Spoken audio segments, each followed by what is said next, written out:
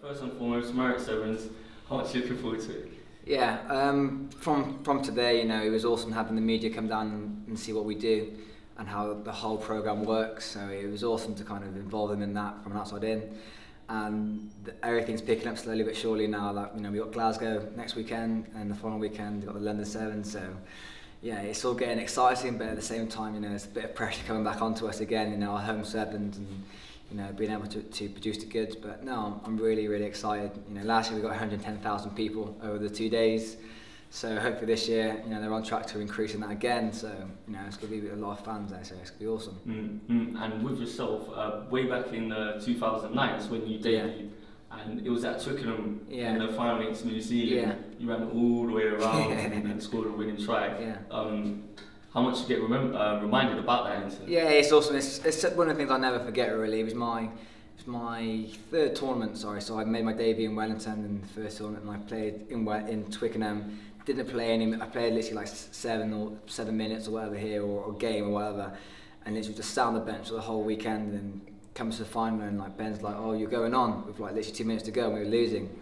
And I looked at him and I was like, "Me?" He's like, "Hey, you're going on," and I was like, "Jeez, okay." Got up and he started speaking to me, and I remember he was just speaking to me, and I wasn't even listening. I was like, "Yep," completely. I was so surprised to be called up, and then got on, and lucky enough got a good ball and just ran for my life really.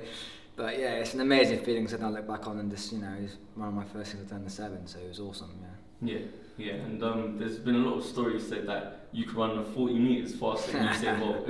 Is that true? Yeah, the way you look at it is though, I'm only running 40 metres, he's running 100 metres. So I'm sure if he's running 40 metres, he'll run a bit faster with the first 40. So that's probably how you're going to look at it. But no, he's an athlete as well, isn't he? He's ridiculous. So he's amazing to watch, and hopefully you see him in London again this summer, and that'll be pretty awesome as well. Yeah, who's some fast players you played with against? Generally, most teams have a lot of fast guys. People like Pessamino, who's played for Samoa, he was renowned for being quick. Collins Njoro plays for Kenya, he's out and out rapid as well, and he's also a very big strong boy. Most teams have two quick guys who just they're out and out gas men who they tend to get the ball to in space. But for us at the same time, we've got two of the quickest boys as well, Marcus Watson and Matt Turner.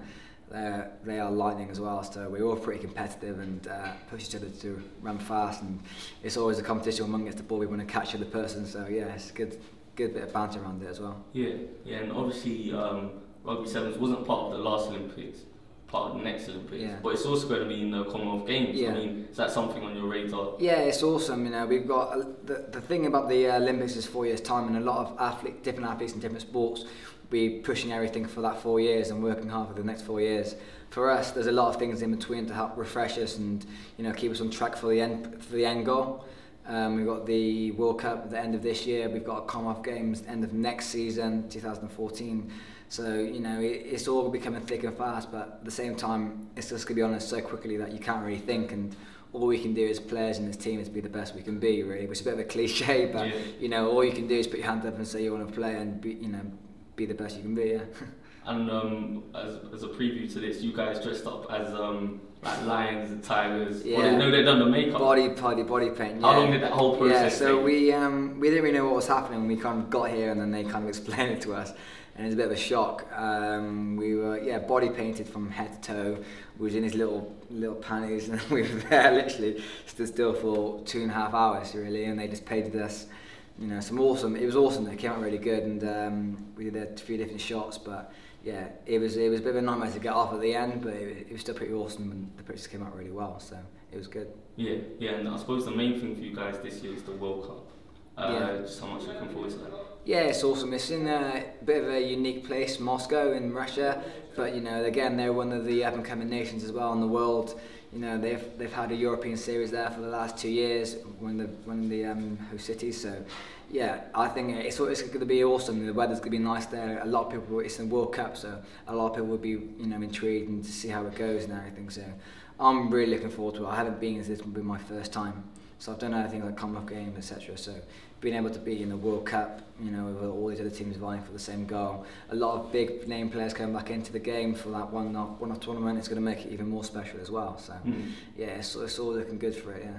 And I suppose a final question: with sevens now Olympic sport, and teams like Kenya were a proven team. Now even Jamaica have got a team. Just how good is it for the countries, the developing countries, that they can compete on an international scale? Yeah, exactly. A lot of these small nations like Portugal, Spain and Jamaica, like you said, you know, they may not have a chance at a 15s World Cup. You know, being able to push resources and have, you know, funding from the Olympic Committee, that means that they can put a lot more time and effort into actually being able to you know, push harder for sevens and have more of a full-time program around it.